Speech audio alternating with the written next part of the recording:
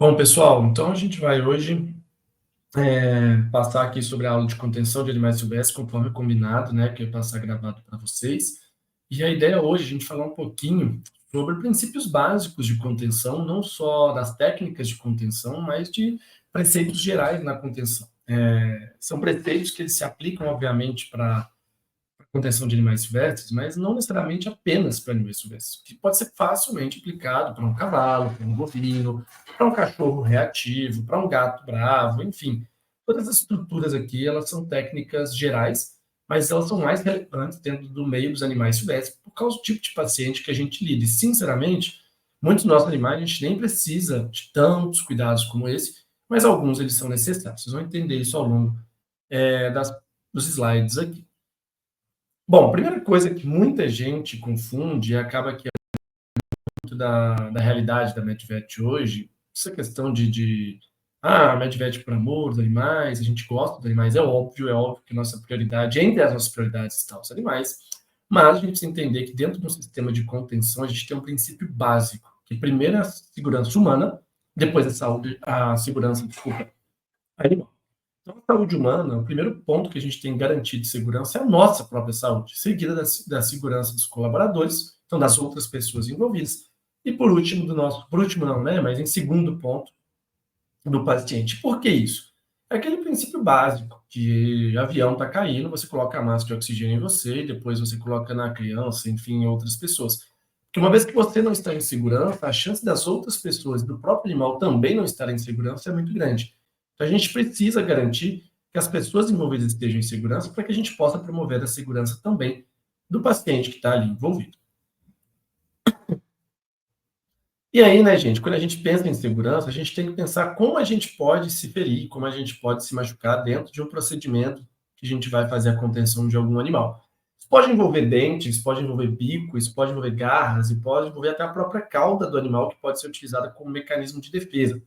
Então, para a gente conhecer o animal, quer dizer, para a gente ter a segurança, a gente precisa conhecer o animal. A gente precisa saber quais são os mecanismos de defesa daquele indivíduo e como que a gente precisa se defender. Então, por exemplo, você vai conter um coelho dificilmente ele vai te morder, mas ele vai usar as garras com certeza para te arranhar. Então, você tem que pensar nisso. Você vai conter um papagaio, os bicos são a principal forma, apesar de que as garras também machucam, mas os bicos são a principal forma de defesa desse animal que pode ferir uma pessoa. Ah, você vai conter um tigre. Acho que eu não preciso falar para vocês que os dentes do tigre são a principal arma de defesa desse animal. Vou conter uma iguana, um jacaré, um lagarto grande. Esses animais podem te morder, podem te arranhar e podem usar a cauda também como mecanismo de defesa. Então, a gente tem que estar preparado para esse tipo de reação do animal, principalmente se for um animal de vida livre, um animal zoológico, um animal que não está acostumado com o manejo ali de rotina humana. E aí nós temos duas opções, né? Nós podemos fazer uma contenção física, nós podemos fazer uma contenção química. Eu gosto de dizer que não existe uma melhor do que a outra, existe uma mais adequada para cada situação. Então, em cada situação, nós temos uma realidade, uma necessidade diferente, e elas podem envolver mais risco para as pessoas, mais risco para os pacientes, e por aí vai. Então, a gente precisa dosar quais desses métodos são os mais adequados. O objetivo aqui hoje não é a gente passar pela contenção química, tá, gente? Não vou ficar fazendo protocolo, enfim, de contenção química, apesar de que vocês já tiveram, né, um grau de farmacologia, mas vão passar por anestésio, vão ver protocolos, vão ver associações de fármacos, que daria mais uma aula completamente. A ideia aqui é vocês entenderem que nós temos essas duas opções para poder realizar dentro da rotina, e, igual eu disse, para qualquer animal praticamente. E quando a gente fala em contenção física, no nosso meio dos animais silvestres, nós temos várias ferramentas. Uma delas é o pulsar, né? O pulsar é aquela haste metálica, ou enfim, de outro material, que seja, que a gente tem uma rede na ponta. Pode ser uma rede, pode ser um tecido, mas basicamente é o brinquedinho do Bob Esponja lá, né? Que a gente vai utilizar principalmente para aves, mas não exclusivamente, dá para usar com pequenos mamíferos, com outros animais, que a gente vai basicamente colocar esse aro com a sua tela, com a sua rede, o que for, sobre o animal ficar preso ali, a gente vai acabar contendo. Existe metodologia para usar um pulsar adequadamente, mas não tem segredo sobre a sua estrutura. Outra coisa muito comum do pessoal usar, eu particularmente odeio, são as luvas, né? As luvas de raspa, aquela luva de pedreiro, que o pessoal usa para caso seja mordido ou aconteça algum acidente, minimizar o dano desse impacto. Eu, particularmente, não gosto, eu perco muita sensibilidade na mão, a chance de você perder destreza é muito grande, eu não sou muito fã, não. Sinceramente, é uma coisa que tem anos, anos, anos que eu não utilizo. Se for necessário utilizar, a gente utiliza, mas, sinceramente, não faz parte da minha rotina. Alguns lugares, trabalhar com arara muito brava, trabalhar com animais, às vezes, que o pessoal tem uma dificuldade grande, pode ser interessante, mas na rotina, principalmente dentro de uma clínica veterinária, eu sou totalmente contra. Eu acho tanto perde sensibilidade, quanto é extremamente agressivo visualmente. Então, particularmente, não é o que eu gosto de utilizar. O gancho herpetológico, né, é muito comum, a gente vai utilizar na prática ali de répteis, mas é mais utilizado para meios de vida livre, para situações de animais zoológicos, na rotina pet, grande maioria das serpentes que nós vamos atender são animais extremamente dóceis, animais que a gente consegue manejar, ou pelo menos conter eles facilmente, sem utilizar um gancho. Mas é um mecanismo aí, principalmente para herpetologia, né, para medicina de répteis, que é muito utilizado. O pinção ele é basicamente um gancho articulado, então ele tem a ponta ali articulada que você consegue utilizar esse gatilho para abrir e fechar essa ponta. Também é utilizado bastante na herpetologia, eu particularmente usei pouquíssimas vezes na minha vida, mas é legal trazer para vocês, mostrar que ele existe, de vários tamanhos, várias potências, digamos assim.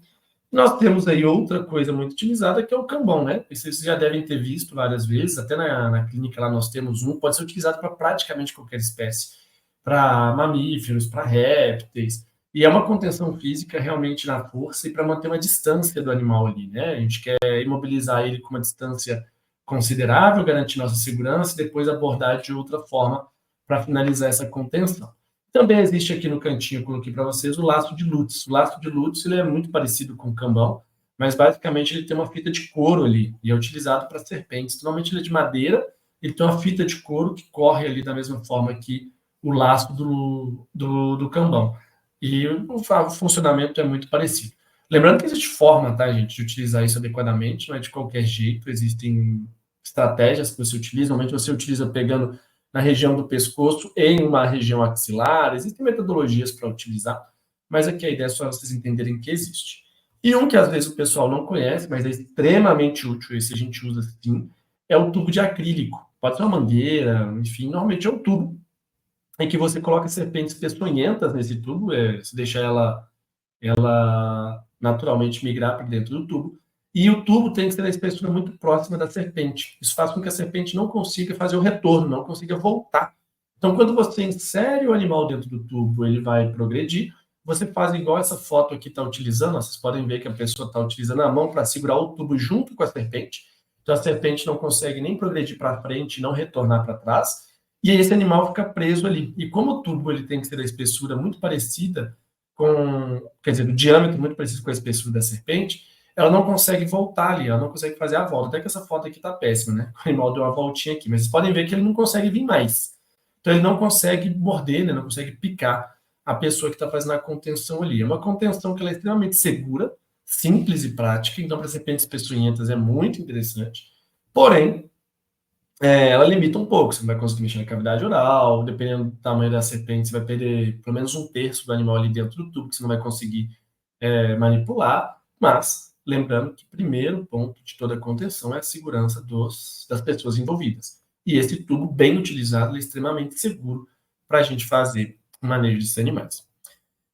Mas para mim, essa é a grande vencedora dos equipamentos de contenção física, é a toalha. Boa e velha toalha. Essa toalha que está aí no slide é uma toalha não tão boa, porque ela tem fiapinhos. Então vocês vão ver, até na aula prática que a gente vai utilizar, mas esses fiapinhos eles prendem na garra, nas escamas, às vezes, os animais, e aí incomoda um pouco, não impossibilita da gente utilizar, mas incomoda um pouco. Mas aquelas toalhas de plush, né, acho que o pessoal chama, acho que é plush mesmo, que aquele tecido tipo de pelúcia, e ele não tem fiapo, ele não tem fio, então ele é a melhor opção. Os animais ainda conseguem segurar com a garra nele, e isso aí continua sendo possível, mas ele não prende, não fica travando ali, então é a melhor opção de todas. Até na clínica eu cheguei a levar algumas toalhas dessas para lá, mas elas simplesmente sumiram lá no lava, enfim, elas sumiram. Mas é o ideal para a gente trabalhar com esses animais todos. E aí eu repito, tá, gente? A toalha já me ajudou muitas vezes, por exemplo, a conter gato. Fazer contenção de gato, às vezes irracível, gato extremamente bravo. A toalha é basicamente o meu equipamento de contenção de rotina. Lembrando, gente, que isso eu estou falando muito dentro do meio de pets não convencionais. Você não vai conter um tigre, um leão, pelo amor de Deus, com uma toalha. Não é essa a realidade. Estou dizendo aqui na minha rotina de pets não convencionais. E para contenção química, nós também temos mecanismos, tá, gente? Então, a gente tem um bastão, né, que é esse pole syringe, basicamente ele é um bastão longo e na ponta você consegue acoplar um dardo ou uma seringa, depende aí do bastão que você está utilizando. E aí o bastão, você vai chegar de longe, vai encostar a agulha ali no animal e ele vai fazer a aplicação da medicação mantendo uma distância de segurança. Vocês podem ver até que esse bastão da foto aqui, ele tem um sistema retrátil, né? Então, você tem um bastão distendido, longo, e ele é retrátil, ele diminui para um bastãozinho menor, se for o caso.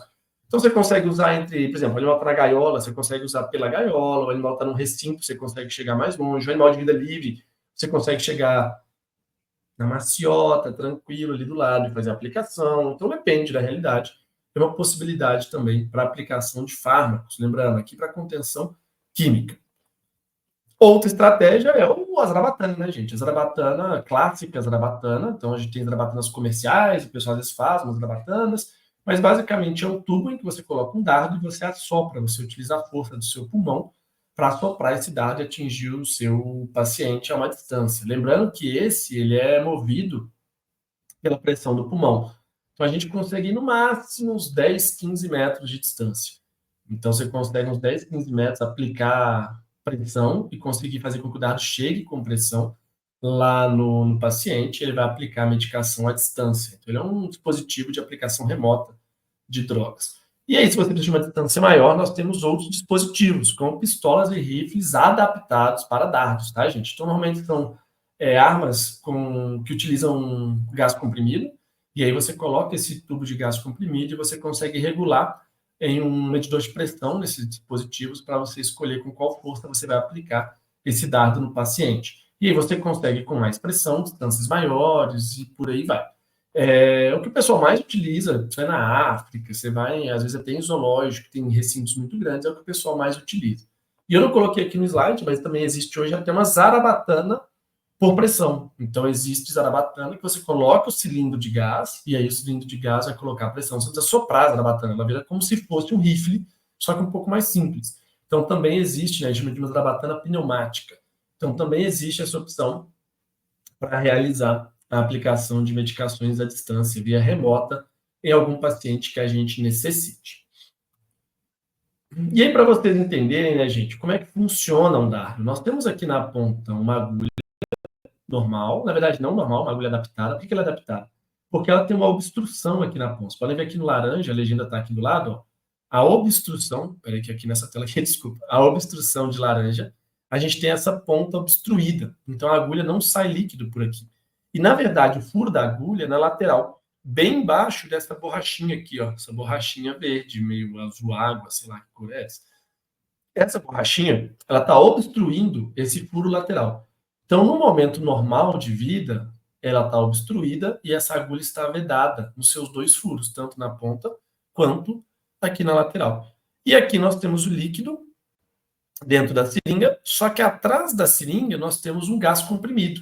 Esse gás está fazendo pressão o tempo todo para tentar empurrar o líquido pela seringa, mas ele não consegue. Por que ele não consegue? Porque a agulha está obstruída.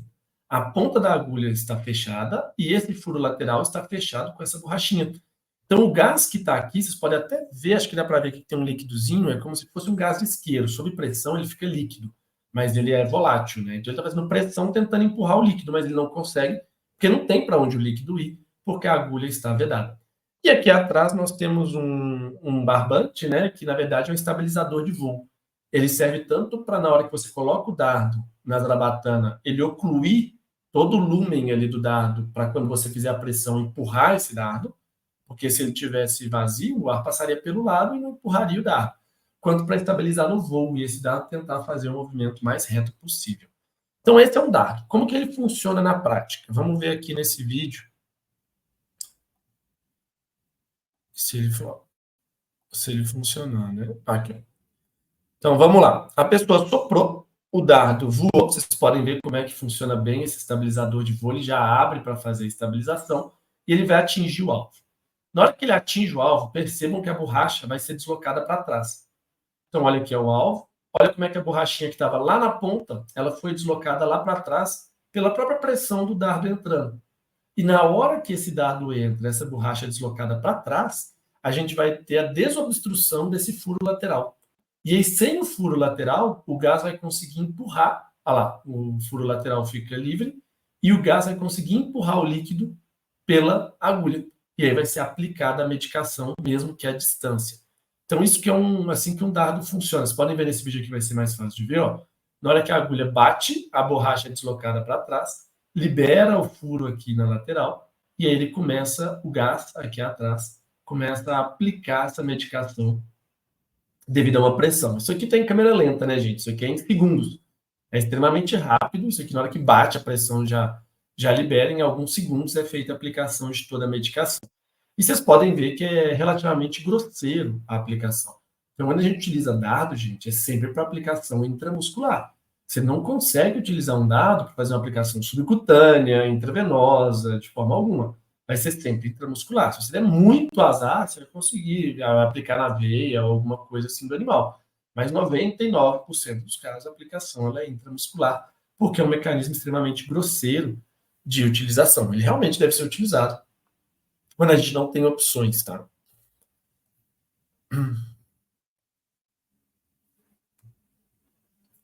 E aí, pessoal, para a gente fazer uma contenção de um animal, a gente precisa passar por um planejamento. Eu gosto muito dessa metodologia, que são 6 Ws, desculpa, e 3 Hs.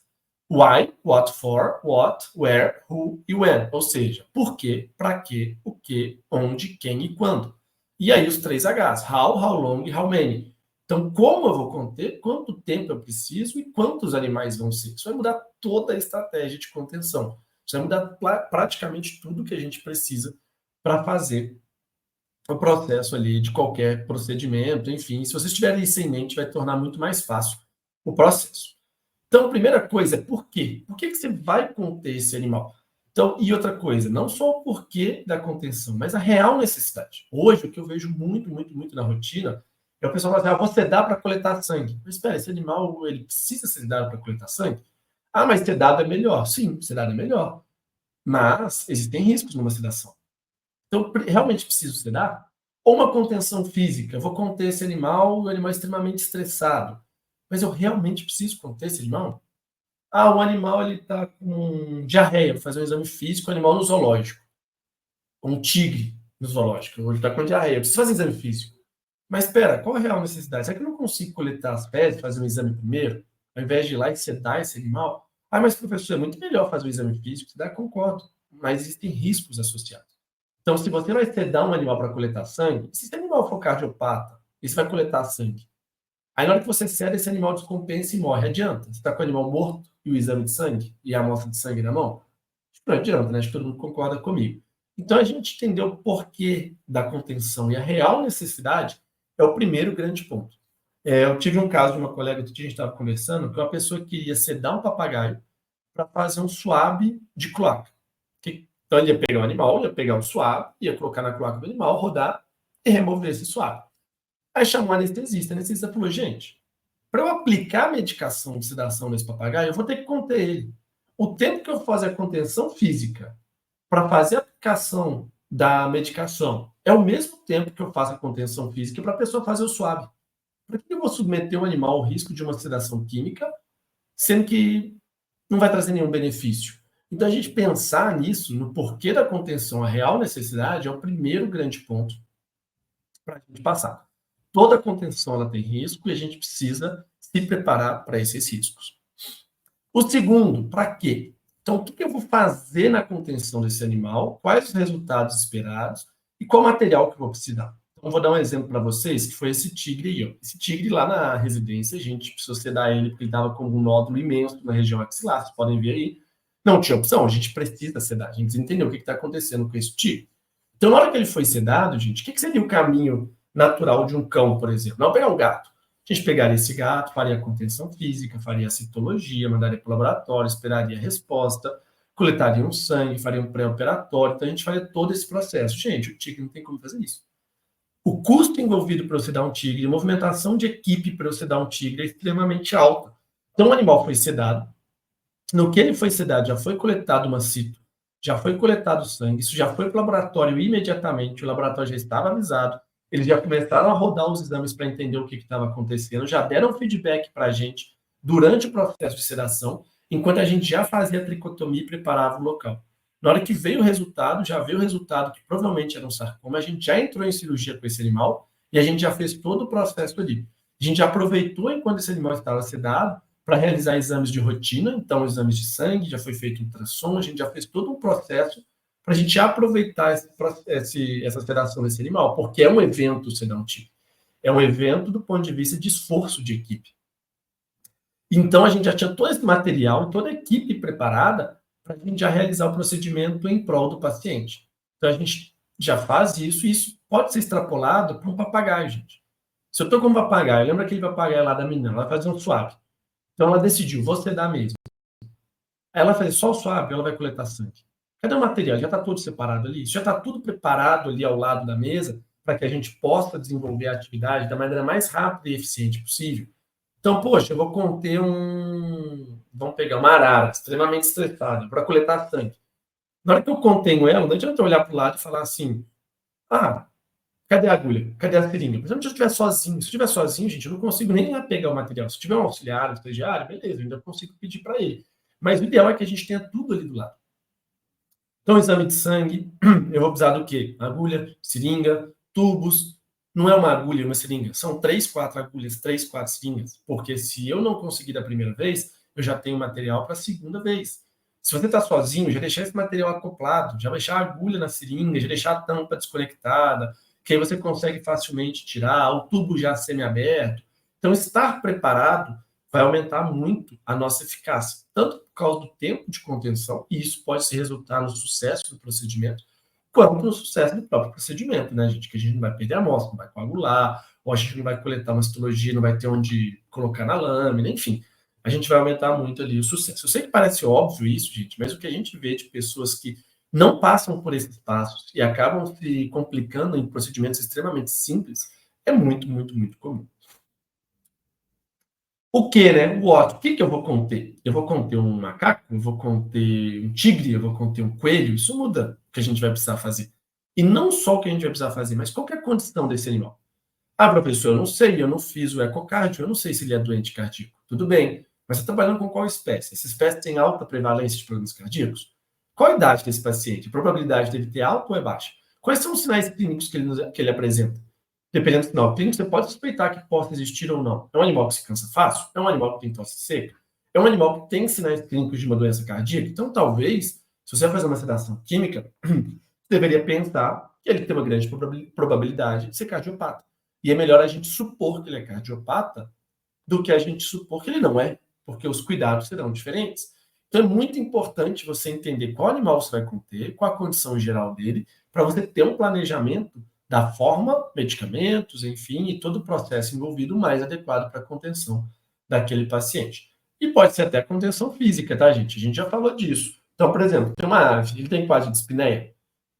Essa ave está em quadro de doença respiratória que possa comprometer a contenção física desse animal. Então, a gente deve pensar na contenção química, ou pelo menos estabilizar esse paciente antes da gente partir para a contenção física. Então, esses detalhes da rotina são extremamente importantes. Onde eu vou conter esse animal? Coloquei aqui duas fotos que são muito boas para comparar isso. Uma é o tigre que eu acabei de falar. Então, esse tigre ele foi para uma cirurgia, a gente nem ia conseguir fazer uma cirurgia dessa, mesmo porque os procedimentos de anestesia e cirurgia mesmo eram extremamente complexos, e até os exames que a gente ia precisar. Então, esse animal foi deslocado do zoológico até a UFPR, e a gente fez o procedimento na UFPR. A gente precisou sedar também a girafa. E para eu transportar uma girafa do zoológico para a UFPR já é bem mais complicado. Até para ela entrar lá no hospital, talvez não seria possível. Então, eu precisei sedar esse animal em loco, precisei sedar ele lá no ambiente dele, dentro lá do zoológico. E isso muda tudo, gente. É muito mais complexo a gente fazer esse procedimento do que dentro de um hospital veterinário, até pela disponibilidade de material, deslocamento de equipe, por aí vai. Mas vou dar um exemplo para vocês recente. Um cliente mandou mensagem e perguntou: André, precisava atender um avestruz, você consegue atender para mim? Eu falei, cara, não consigo, eu estou na UFPR, na UP aqui, estou na Positivo, eu estou em aula, não consigo, mas você consegue trazer esse animal aqui para mim? Eu sabia que ele não ia conseguir, mas eu perguntei, vai que. Mas é um animal que é muito mais fácil você fazer a contenção e enfim, o que fosse necessário lá dentro do ambiente dele, do que levar ele até uma clínica, enfim. Mas nesse caso, gente, o que é mais importante é que a gente pense sempre na segurança. Eu coloquei ali, né, você e ele, lembrando, sempre em primeiro lugar as pessoas e depois o animal. Então, o tigre, o que é mais seguro? Você mexer nele no ambiente dele ou você levar ele para o hospital? Você consegue colocar ele dentro de uma gaiola para transportar ele sem sedar ou você tem que sedar ele já naquele local? Então, pensar em tudo isso, aí nesse caso é muito dentro da minha realidade, talvez com cães irascíveis, com cães muito bravos também possa aplicar, mas é você pensar como é que isso vai ter que ser realizado. Hoje, a minha rotina, gente, 99% é dentro da clínica, são animais de estimação, pequeno porte, que a pessoa quase sempre leva para a gente. É muito raro a gente ter algum problema que a gente precise fazer a contenção e realizar o procedimento, qualquer que seja, dentro do ambiente natural daquele indivíduo. E aí quem, né? A gente já adiantou, vocês podem ver que eu já falei sobre isso, e não tem como, gente, porque os 3Ws e 3Hs, ele é um processo que ele se integra, então está tudo associado. Então, quem vai fazer? Quais são os profissionais envolvidos? Se a gente voltar para o caso do tigre, eu precisava do patologista clínico, eu precisava do patologista veterinário, eu precisava do anestesista, eu precisava do cirurgião, eu precisava de todo mundo ali a postos para a gente poder fazer todo o procedimento, e não só no procedimento, mas até na própria contenção. Então, a gente vai precisar de quantos anestesistas? A gente vai precisar de quantos, até para contenção física. Você vai conter uma serpente muito grande. O ideal é que seja um animal humano por metro. Então, se o animal tem 3 metros, eu preciso de 3 pessoas. Se eu vou realizar exame, eu preciso de 3 pessoas para conter e uma quarta para realizar os exames. Então, eu preciso pensar e planejar isso para ter uma equipe estruturada, e não só estruturada, bem informada e orientada sobre o papel de cada um dentro dessa equipe. Eu falo sempre, gente, que contenção de animal silvestre, principalmente aqueles que podem nos matar, você só deve fazer com pessoas que você confia. Se você não confia, se você hesita naquela pessoa, se você acha que ela pode não saber o que fazer, é uma pessoa que não deve estar envolvida ali. Porque isso pode virar um problema muito grande, não só para aquela pessoa, mas para toda a equipe envolvida. Então, a gente tem que sempre estar muito bem preparado nesse sentido. E aí, quando, né? Isso é uma coisa importante também. Quando que eu vou conter esse animal, seja químico ou fisicamente? Agora, preciso fazer isso agora, eu posso me planejar. Então, por exemplo, essa girafa é um animal que estava com problema de casco, então foi planejado, com calma, não foi uma coisa de emergência. Ao contrário, por exemplo, se você estiver no zoológico e aí, por exemplo, um bisão começar a sangrar, um sangramento intenso, tem que ir lá, você tem que resolver isso na hora, não tem como. Existe a opção de você esperar planejar para 2 dias, senão vai morrer de hemorragia. Então não tem como, né? Vai dar um choque hipovolêmico, esse animal vai morrer. Então, qual que é a condição que você precisa para fazer isso? Qual o melhor dia? É um animal que sofre de muito estresse térmico? Se sofre de muito estresse térmico, um dia quente, se você puder evitar, é muito melhor. É um animal que às vezes vai fazer um check-up, mas a contenção ela pode ativar gatilhos simpáticos, adrenérgicos, que cortam a via reprodutiva. Você não vai pegar um papagaio no meio da sua época reprodutiva para fazer uma contenção, para fazer um check-up. Isso não faz sentido. Você não vai pegar um animal que está cheio de filhote para conter ele de maneira química para fazer alguma avaliação que seja necessária, sabendo que esses fármacos podem ser excretados no leite. Então você precisa pensar nisso. E outra coisa muito importante é a recuperação.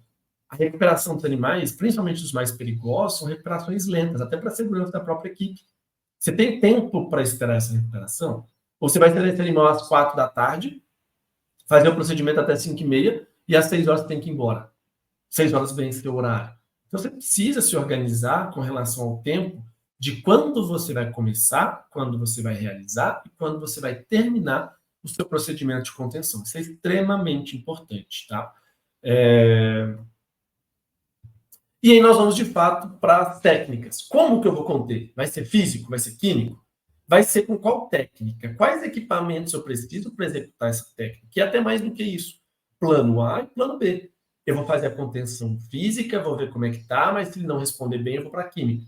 Então já vou deixar as coisas preparadas. Vou deixar a medicação puxada. Vou deixar todo o meu recurso técnico ali separado para a gente conseguir realizar da maneira mais eficiente para não ter que, às vezes, começar um procedimento, parar o procedimento, depois retornar. E aí outra coisa é quanto tempo, né? Lembra o tigre que eu falei para vocês? A gente sabia que seria extremamente demorado. A escolha de fármacos, a forma que a gente vai manter esse animal, a preparação da equipe, tudo isso já foi preparado para um procedimento de 4, 5 horas.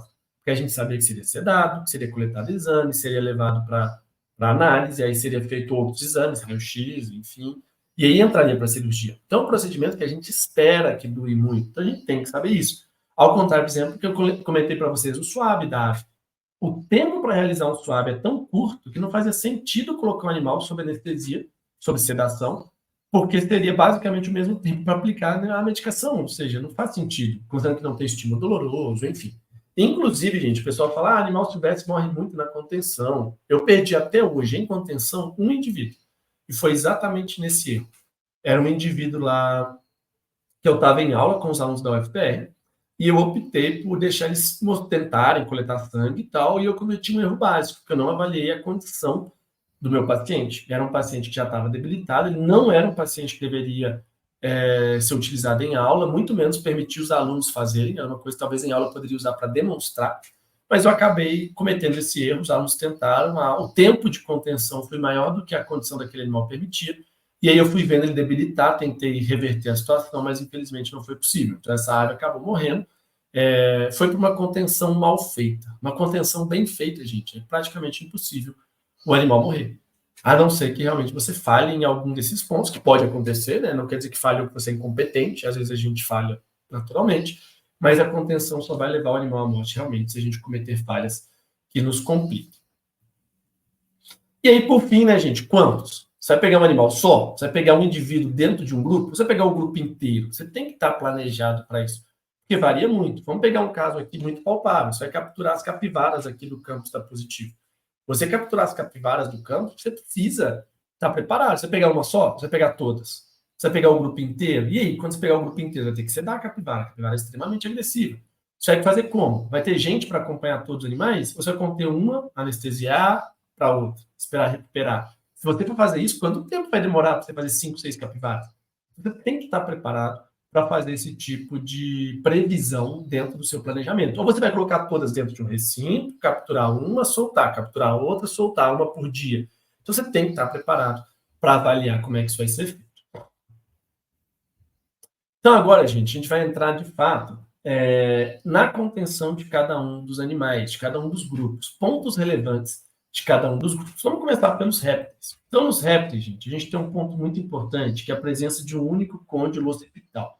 O que é o côndilo occipital? É o côndilo que nós temos na base do crânio aqui. Quando você vira a cabeça para um lado, você vai ter aqui o estiramento, né, a extensão de um músculo que trava o seu pescoço. Você não consegue virar mais. Você não consegue virar muito mais do que isso. Porque nós temos o côndilo occipital aqui travando o pescoço na cabeça. Nós temos aqui de um lado e do outro. Então, quando você vira para um lado, você trava um. Quando você vira para o outro, você trava outro. As aves e os répteis, aqui dá até para ver na imagem, né? Ó, aqui é uma ave, mas se aplica aos répteis mesmo, nós temos um único côndilo occipital. Enquanto nos mamíferos, nós temos dois. Aqui é o forame do crânio que passa a medula, tá, gente? Só para vocês. Forame magno. Forame magno, acho que chama, quase certeza. Bom, enfim. Para vocês entenderem. Aqui, ó, abaixo do forame magno, isso mesmo. Então, o que é o grande ponto? Quando você vira o pescoço para um lado, você trava. Quando você vira para o outro, você trava. Isso evita de você luxar essa articulação, de ter uma luxação. Como os répteis e as aves também já adiantam, tem apenas um côndilo occipital, esse animal tem uma mobilidade de pescoço muito grande, o que pode ser muito bom. Mas se você contém esse animal pela cabeça e ele mexe o corpo, a chance de você lesionar essa região é muito maior. Porque só tem um côndilo occipital dando estabilidade para essa articulação. Então, vocês vão ver que a gente vai sempre, sempre, sempre conter esse animal, tanto pela cabeça quanto pelo pescoço. Olha esse caso aqui, ó, esse é um crocodilo de água salgada, um crocodilos porosos, lá na Austrália. Então, olha como é que eles vão fazer a contenção aqui, mas não é a contenção do animal, é a contenção da boca. Eles pegam um tubo, aqui era um tubo de PVC com uma corda dentro, e eles passam na maxila do animal. E aí, eles vão estimulando esse animal e ele vai fazer o famoso giro da morte. Então, olha o que ele faz. Ele gira no próprio eixo, fazendo o giro da morte, e eles vão soltando aos poucos a corda. Então, na hora que esse animal gira, essa corda vai enrolando na boca do crocodilo. E aí eles eliminam um risco muito grande do crocodilo, que é o risco da mordida, porque a corda vai enrolar, vai prender a maxila com a mandíbula e esse animal não vai conseguir mais. O que é o ponto disso? Se esses animais humanos, se eles seguram a cabeça do animal e esse animal começa a dar o giro da morte, ele basicamente vai fraturar o crânio. Na verdade, ele vai luxar a articulação. Por quê? Porque a cabeça vai estar fixa e o corpo vai girar. Isso vai fazer com que o animal tenha uma lesão cervical ali. Então, como que a gente vai preconizar sempre conter os répteis? Sempre imobilizando a cabeça junto ao corpo. Então, vocês podem ver aqui os lagartos, que a gente está fazendo uma contenção em formato de pinça, em que a gente pega o crânio do animal e as axilas bilateral, ou aqui até os próprios membros torácicos. Vocês podem ver aqui até na iguana, a gente fazendo a coleta de sangue, a gente vai estar sempre imobilizando a cabeça junto ao corpo desse animal. E aí, nesse caso, a gente também tem que se preocupar com a cauda, né? São animais que utilizam a cauda para defesa. Então, vocês podem ver que a gente usa a mão dominante, no meu caso, a mão direita, para fazer a pinça da cabeça e do corpo, que é o ponto mais forte, e a mão subordinada, que no meu caso é a mão esquerda, para fazer o mesmo movimento de pinça, segurando o membro pélvico junto à cauda. E aí, lembrando, se for um animal muito grande, a gente acaba colocando ele aqui debaixo do braço, para a gente poder estabilizar melhor esse animal. Mesma coisa da serpente, tá, gente? Aqui no caso, uma serpente não peçonhenta, pelo amor de Deus, a contenção é totalmente contraindicada para serpentes peçonhentas, mas nós vamos colocar o polegar sobre o crânio, o indicador abaixo do crânio, e nós vamos utilizar a palma da mão e os outros 3 dedos para segurar, entre aspas, o pescoço, a região cervical do animal. Então, eu seguro a cabeça, ela não vai conseguir me morder, eu seguro o pescoço, então ela não vai ter problema com a articulação do crânio com a coluna, e a gente pode deixar o animal se enrolar, não tem problema se for um animal pequeno, não vai machucar, não vai fazer mal nenhum. Se for um animal grande, a gente segura o resto do corpo com a mão subordinada, tá? Isso aqui, lembrando, gente, apenas para serpentes não peçonhentas. Aqui, no caso, uma serpente peçonhenta, meu caro amigo Renato Iabico, contendo uma naja. Então, vocês podem ver aqui na naja que ele está utilizando uma das mãos para segurar a ponta da cauda para dar equilíbrio e o gancho herpetológico para segurar. Mas é uma contenção extremamente livre, é uma contenção basicamente para transportar. No caso aqui, ele está levando o animal de um recinto para o outro. E vocês podem ver aqui nessa foto, tem uma coisa que é muito importante. O Renato é um cara muito sério.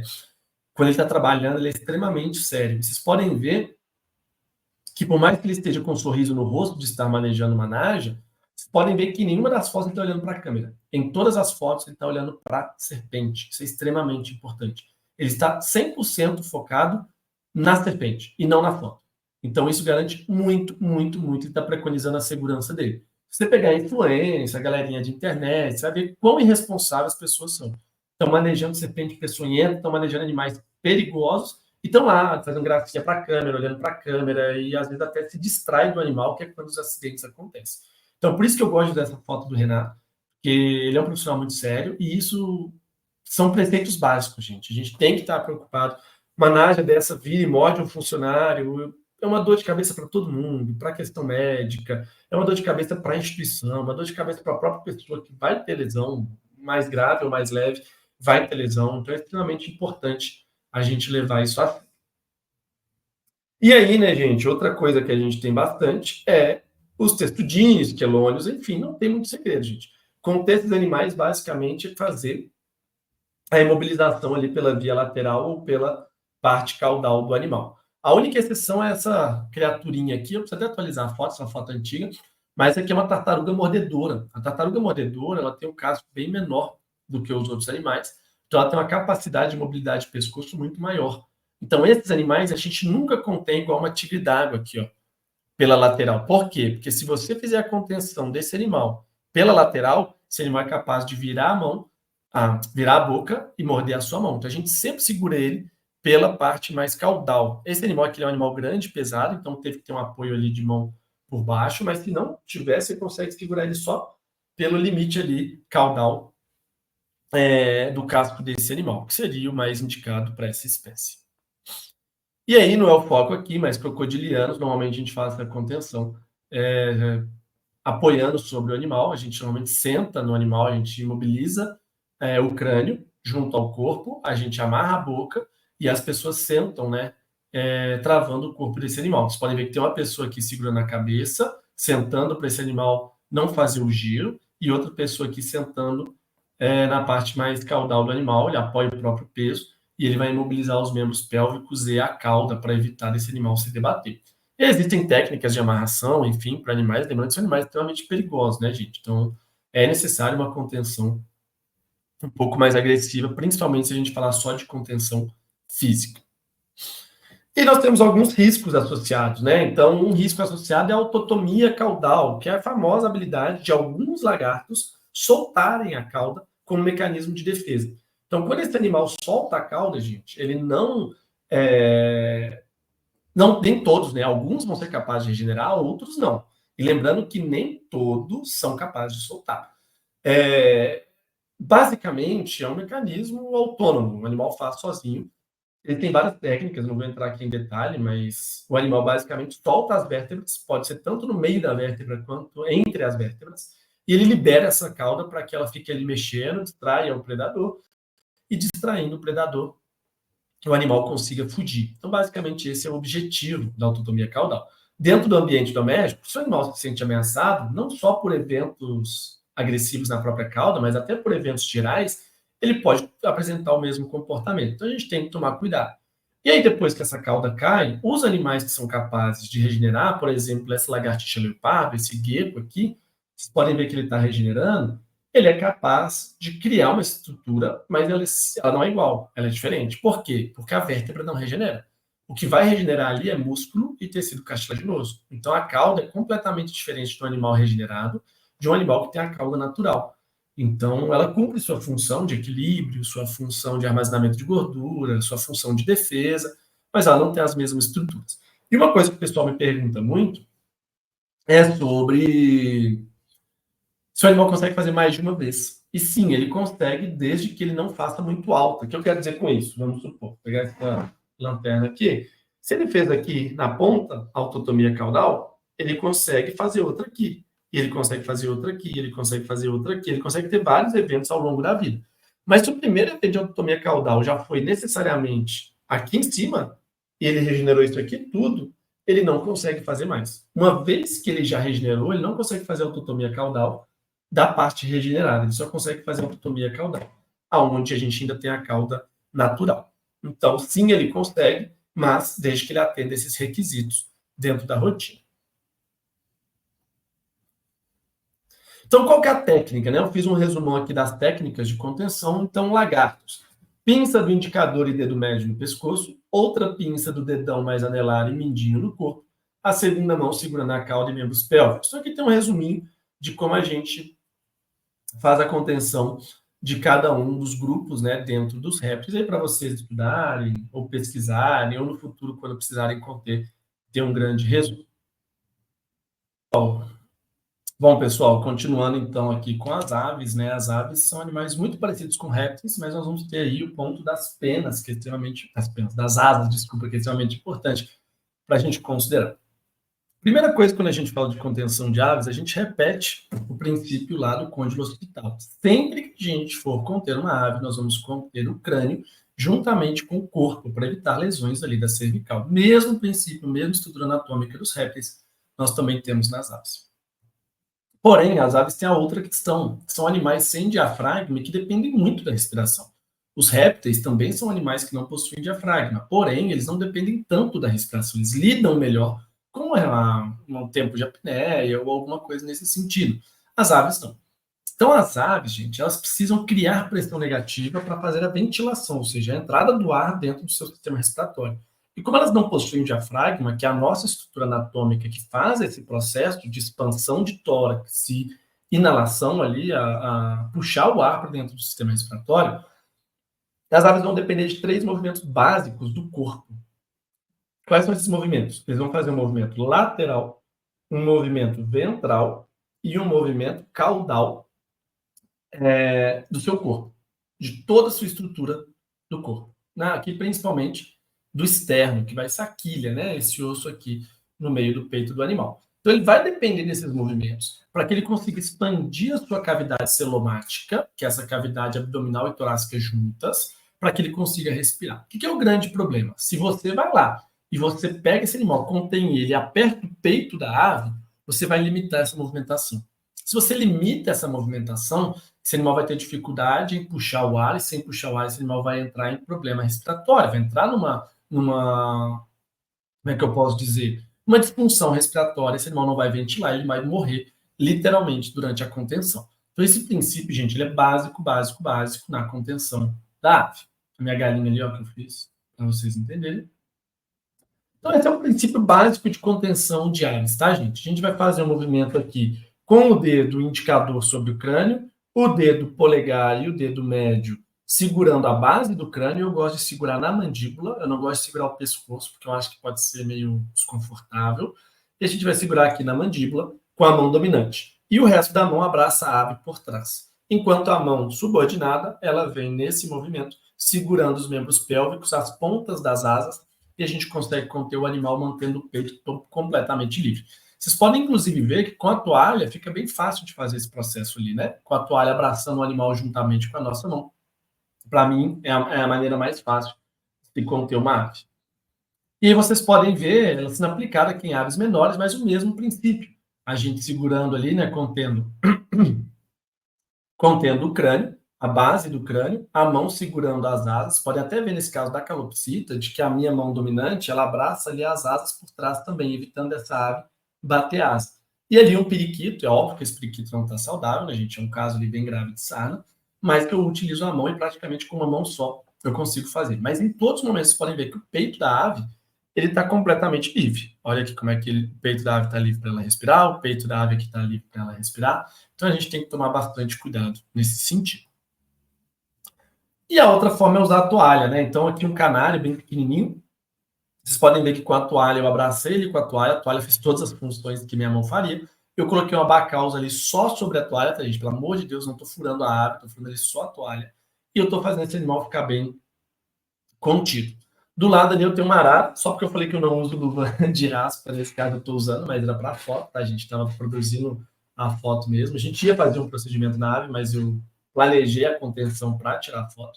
Vocês podem ver que eu enrolei a ave com a toalha, mas ela não está apertada. Vocês podem ver que ela nem está no formato do corpo da ave.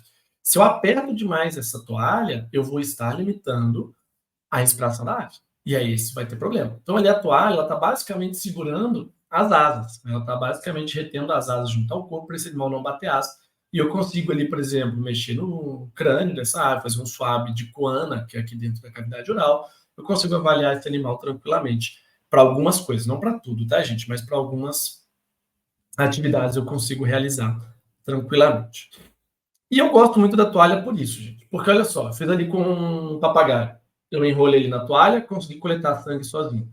Aqui um periquito com uma lesão no membro pélvico. Então vocês podem ver aqui que eu consegui enrolar a toalha e eu consegui isolar o membro pélvico para fazer uma citologia, para, enfim, fazer algum procedimento. Eu consigo também avaliar. Esse outro animal, ó, com uma lesão aqui, ó, um nódulo bem na base da asa, bem feia, tá vendo? Então também eu consigo com a toalha isolar só uma asa, seja para fazer o corte, né, o aparo de pena, seja para um monte de coisa. E aqui, ó, a cacatua que fraturou a ponta do bico, né, da rinoteca, mesma coisa. Eu consigo com a toalha isolar só o crânio do animal e consigo fazer o procedimento. A toalha me dá essa limitação, não, me dá essa possibilidade, me dá essa gama de possibilidades que eu uso a toalha e por meio da toalha eu consigo isolar membros, isolar estruturas anatômicas do corpo da ave, que eu consigo muitas vezes fazer coisas que eu não conseguiria fazer sozinho, eu consigo fazer com o uso de uma toalha. Então, coletar um sangue, fazer uma citologia, uma série de procedimentos que eu consigo, por meio de uma toalha, fazer um suporte ali. Aqui eu não lembro porque eu coloquei essa foto, mas é um passeriforme, né? Que a gente está fazendo a contenção, mas é um animal bem pequeno, e eu não lembro porque eu coloquei essa foto. Se eu lembrar, eu volto, né? Aqui já é um outro animal, né? Já é uma galinha, que já é um animal bem menos agressivo, digamos assim. Nós podemos fazer uma contenção parecida com um mamífero. Então a gente coloca essa ave sobre o nosso corpo, as asas ficam retidas no nosso corpo, a gente segura os membros pélvicos. Então, vocês podem ver ali que, se for necessário, eu posso segurar também a cabeça da ave junto ao corpo, mas sempre o peito da ave livre, sempre o peito livre. Ou então animais, por exemplo, rapinantes. Eu vou passar o vídeo e volto. Ah, não coloquei a foto, achei que tinha colocado uma outra foto. Bom, mas enfim. E uma coisa das aves que é extremamente interessante é isso aqui, ó. Olha essa coruja. Ah, o vídeo virou. Mas enfim. A gente obstruiu a visão dela com uma gaze e um micropore, e olha como é que o animal fica bem menos responsivo. Estão vendo que eu cutuco a ave ali e ela fica quietinha, ela fica praticamente estática. O animal poderia se debater, correr, voar, ali os membros pélvicos estão com uma gaze só para as garras ficarem protegidas, para ele não arranhar a gente, né? Os estagiários e o mexer dos animais estão para evitar. Então vocês podem ver como é que a obstrução da visão, gente, é um grande suporte para a gente na contenção de aves. Quando a gente tira o sentido da visão desses animais, eles ficam extremamente mais calmos. Então é uma coisa que a gente deve utilizar, sim, no dia a dia, na rotina, com essas espécies, né? Todas as aves, praticamente. As aves de rapina são ainda mais sensíveis a esse tipo de manipulação, mas todas as aves respondem bem.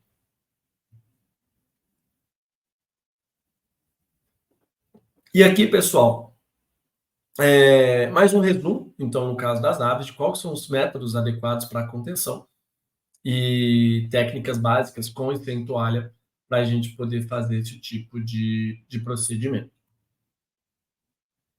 E para a gente finalizar, né, gente, as considerações anatômicas dos mamíferos, e a gente tem algumas coisas muito importantes para falar. Primeira coisa, gente, é esse ponto que eu sempre falo para vocês. Os coelhos, principalmente, mas os roedores também, são animais que, de modo geral, eu falo que eles são 14 bis na parte torácica e Boeing na parte pélvica. Então, eles têm muita musculatura e muita força nos membros pélvicos, e tem muita agilidade, muita leveza nos membros torácicos. Isso faz com. Deixa eu passar aqui, porque acho que eu pulei aqui. Isso faz com que eles tenham um ponto de tensão extremamente relevante aqui em L6 e L7. O que isso quer dizer? É onde eu mudo o Boeing para o 14 bis. É onde eu mudo a intensidade pela agilidade. E esse ponto, gente, se ele não estiver estável, a gente pode ter problema, a gente pode ter luxação, a gente pode ter acidentes que podem levar a lesão medular e às vezes até a paraplegia desses pacientes. Então a gente vai ter que sempre, é uma regra básica desses animais, estar com a mão na bunda deles.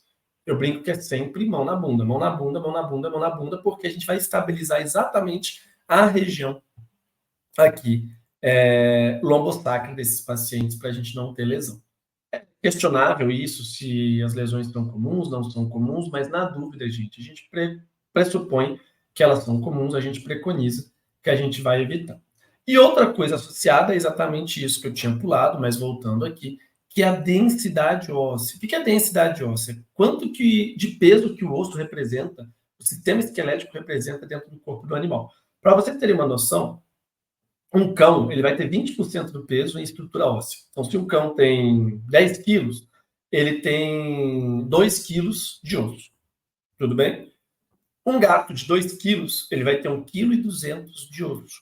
E um coelho de 2 quilos vai ter 800 gramas de osso. Ou seja, o mesmo animal, de mesmo peso, ele vai ter muito menos peso em osso. E considerando que ele vai ter os mesmos ossos, né, gente? Ele vai ter escápula, ele vai ter úmero, ele vai ter todos os ossos que um cão tem, o coelho tem.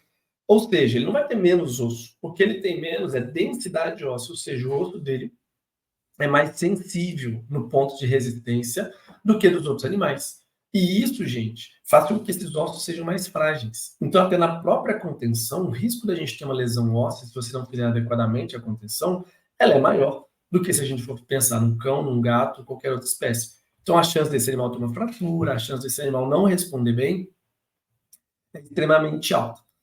Lembrando que isso aqui, gente, são dados de coelhos, mas eles se extrapolam para roedores também. Não são exatamente os mesmos dados, mas eles extrapolam os mesmos princípios para praticamente todo o roedor. Então, aqui para conter um coelho, gente, eu gosto muito dessa metodologia. Você coloca o animal no colo, e aí nessa primeira foto você está apoiando a bunda dele no seu cotovelo, e você segura a parte cranial. Aqui uma pessoa consegue avaliar o rosto, consegue avaliar a face, né, melhor dizendo. Mucosa ocular, consegue avaliar a narina, consegue avaliar uma série de coisas. Ou o contrário, você vira o coelho, apoia aqui a região lombosacra com a outra mão, e esconde a cabeça dele no seu cotovelo, para ele ficar mais aconchegante. Aqui você consegue aplicar uma MPA, você consegue coletar um sangue, você consegue fazer um curativo aqui no membro pélvico, e por aí vai. A contenção pelo cangote, ela não é proibida igual o pessoal dos gatos, que não gosta, não pode, tal. Ela não é proibida em coelhos, eles toleram bem esse tipo de coisa, mas não é o que a gente utiliza na rotina.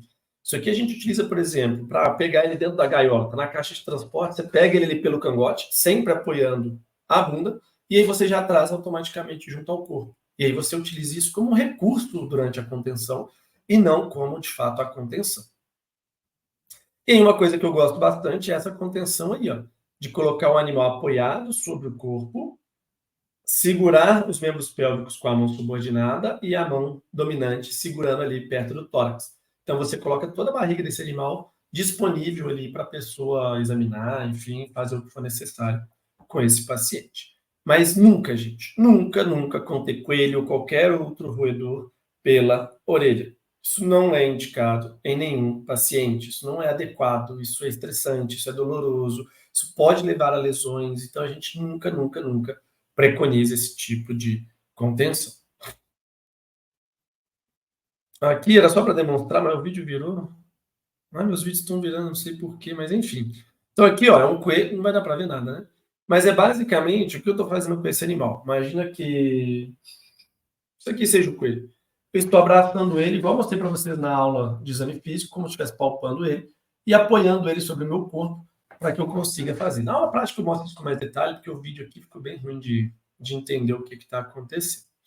E outra coisa que eu utilizo na rotina também é essa contenção com o animal de barriga para cima no meu colo. Vocês podem ver que o animal ele está apoiado aqui, a região lombosacra na minha perna, então eu estou com uma certa segurança, e o animal está virado aqui para cima. Isso não é gostoso. Às vezes o pessoal fala assim, nossa, que bonitinho, ele está tão quietinho, ele está tão gostando, está relaxado. Não, ele está assustadíssimo. Ele está extremamente estressado, ele está atônito, ele está parado, ele está em choque. A gente utiliza isso realmente, por exemplo, quando eu estou sozinho na clínica, eu preciso fazer um exame físico, eu preciso avaliar alguma coisa, então eu utilizo de maneira pontual para quando for necessário. Mas não é um tipo de contenção que o animal gosta, que ele está confortável, muito pelo contrário, mas funciona bem.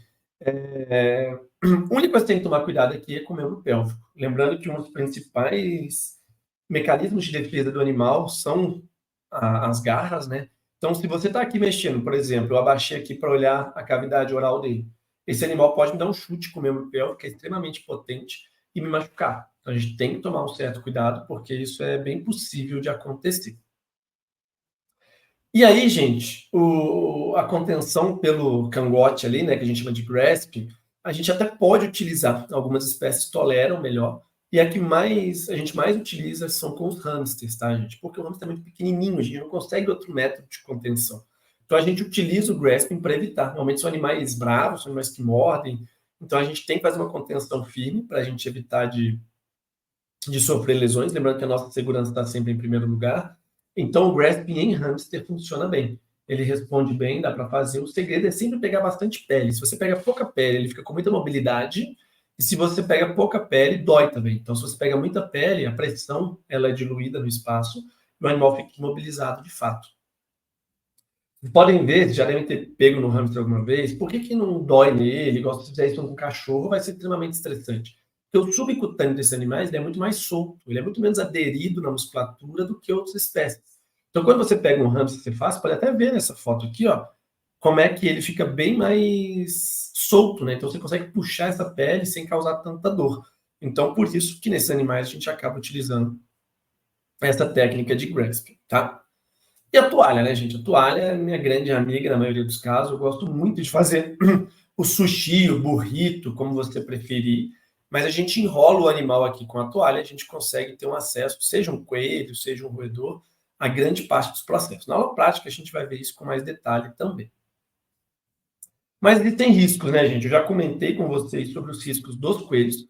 Então, a fragilidade óssea, a lesão lombosacra, mas algumas outras espécies têm outros riscos. A chinchila, especificamente, ela tem a capacidade de fazer o fur sleep. Fur sleep seria tipo escorregar o pelo. O que é isso? É a capacidade que eles têm de soltar o pelo, liberar o tufo, ou seja, um monte de pelo, para o predador quando ele vai pegar ele. É um mecanismo de defesa. Então imagina que um bicho vai lá comer ele, um coiote vai lá comer ele, dá uma bocanhada nele. O que ele faz? Ele solta o pelo, o coiote fica cheio de pelo na boca e ele vaza. Então isso é um mecanismo de defesa. Só que isso é muito comum de acontecer com chinchilas estressadas. Se você contém um animal de maneira muito agressiva, às vezes você consegue causar isso no animal. E o que é a característica básica? Libera o tufo inteiro de pelo e fica desse jeito aqui, ó, gente. Fica bonito.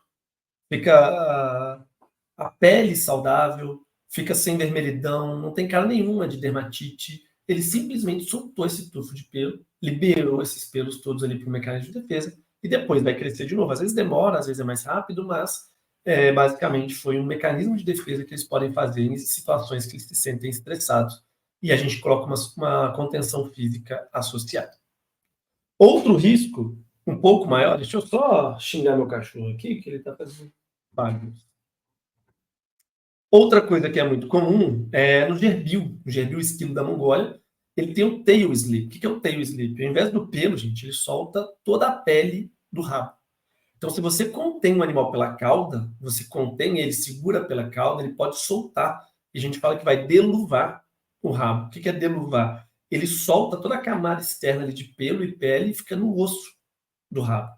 Que é horroroso, né, gente? O animal desse, às vezes, tem que ir para a cirurgia para fazer a caudectomia, porque fica sujeito a infecção, necrose, e a gente não quer isso. Então, a gente nunca contém gerbil pelo rabo. Ah, professor, pode conter alguém pela cauda? Gente, na dúvida não.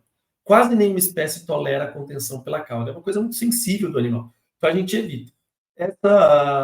Esse deluvamento, essa falta de livro, tá, gente? Graças a Deus nunca aconteceu comigo, mas a gente sempre preconiza não fazer, exatamente para não acontecer. Ela pode ou não estar associada à fratura óssea, fratura é óssea, né, sempre, né? Mas enfim, a fratura, enfim, do processo, mas pode ir desde o simples, entre aspas, deluvamento, até uma coisa mais grave, como uma fratura e uma lesão extremamente importante.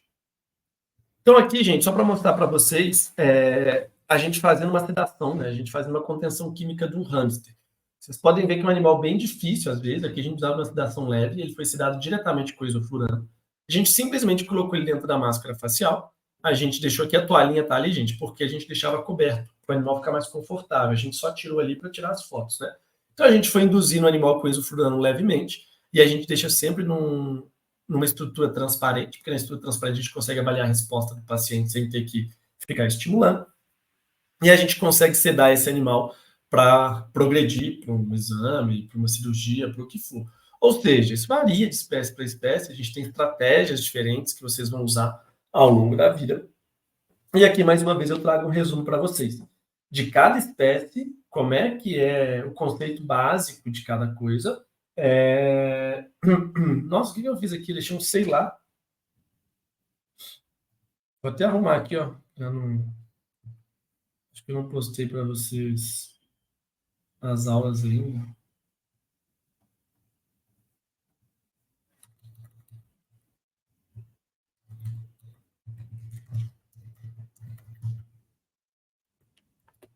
Pronto. Então, de modo geral, deixa eu compartilhar aqui.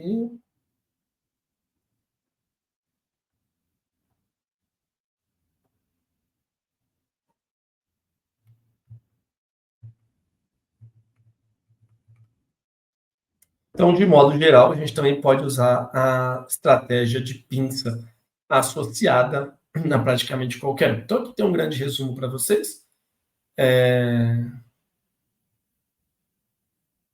Gostei aqui. Isso ficou diferente, né? Mas tudo bem, enfim. Um resumo para vocês, vou postar os slides lá junto com a aula também. Bom, basicamente é isso, tá, gente? Eu sei que a aula... Ah, já sei o que eu fiz aqui. Espera aí que eu vou arrumar. Pronto.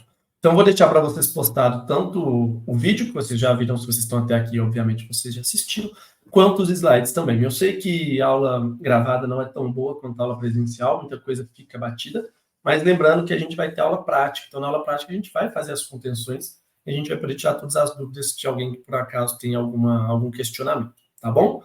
No mais é isso, lembrando que essa aula ela cai na primeira prova, tá? E querendo ou não, ela cai na segunda também, porque a segunda tem a clínica, então na parte de clínica a gente acaba falando também de contenção. Então, no mais é isso, eu fico à disposição. Qualquer coisa a gente está disponível tanto por e-mail quanto presencialmente lá na aula ou nas quartas-feiras à tarde, lá na Clínica Escola Veterinária.